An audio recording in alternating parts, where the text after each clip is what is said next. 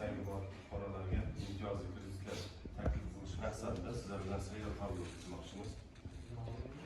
Shu maqsadda kreditlarimizni mahsulotlarini sizlarga tushuncha bersam, ya'ni har bir imtiyozli kreditlar bo'yicha tadbirkorlik yo'nalishi bo'yicha ish boshlamoqchi bo'lganlarga 312-qaror bo'yicha 100 milliongacha garovsiz 300 milliongacha garov bilan imtiyozli kreditimiz bor. Ya'ni bu 7 yilga 3 yillik imtiyozli davrida 26% kreditlarimiz bor.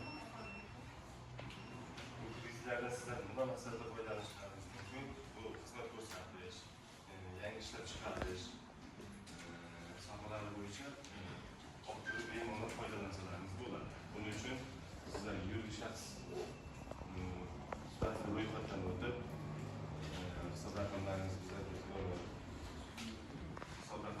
bankdan ochib, keyin bemalol kredit orttirib foydalansalaringiz bo'ladi.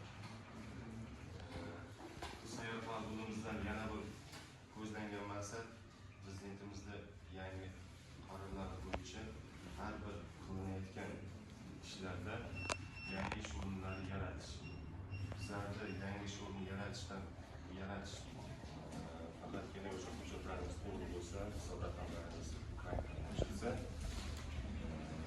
deyishimiz mumkin. Kimda nima savol bo'lsa, savollarni bo'lsa, tushunmagan joylaringiz bo'lsa, bemalol murojaat qilishingiz mumkin.